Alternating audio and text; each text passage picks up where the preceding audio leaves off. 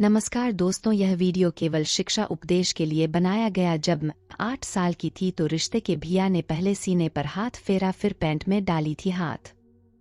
मैं उस वक्त बहुत छोटी थी, उम्र वही कोई 7 से 8 साल रही होगी। मुझे याद है कि मेरे दादाजी की उन्हीं दिनों डेथ हो गई थी, लिहाजा घर में बहुत लोग आए थे मेरे दादाजी को आखिरी विदाई देने। दूर के रिश्तेदार भी आए। अब वो 13वीं तक रुकने वाले थे।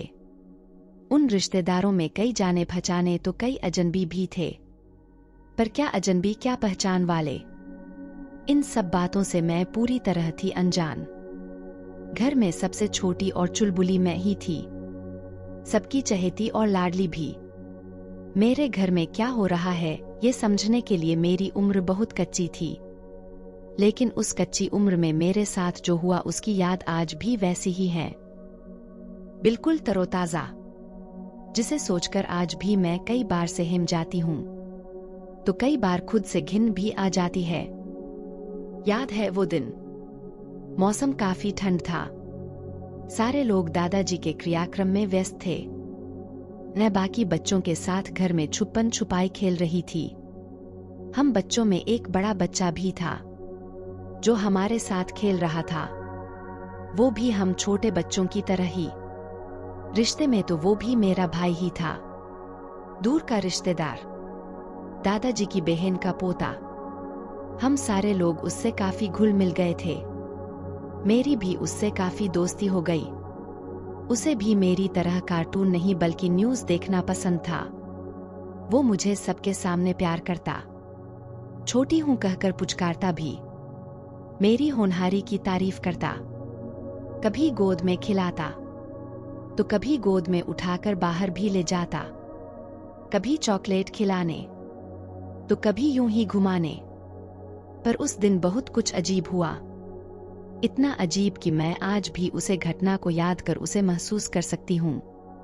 और फिर सारी तस्वीरें मेरी आंखों के सामने ऐसे आ जाती हैं जैसे कोई डरावनी फिल्म।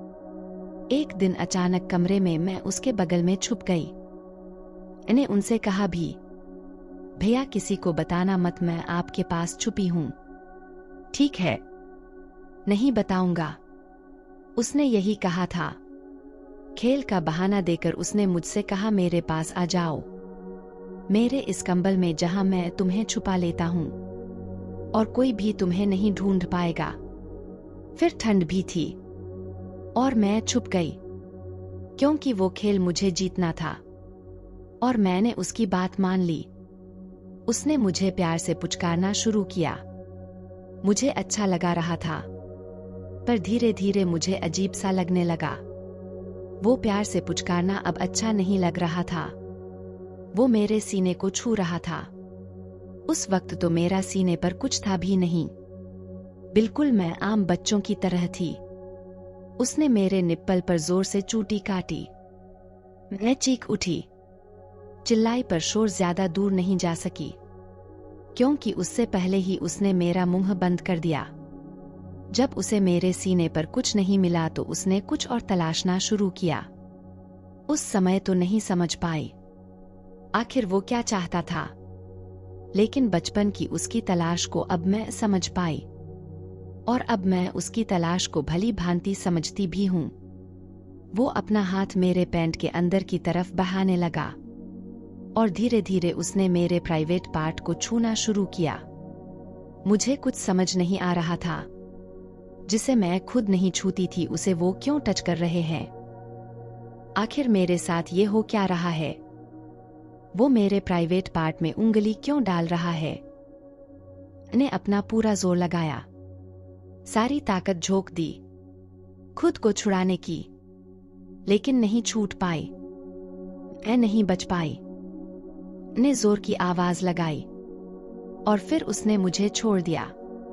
उसने मुझे छोड़ तो दिया, पर मेरी आवाज को हमेशा के लिए खामोश कर दिया।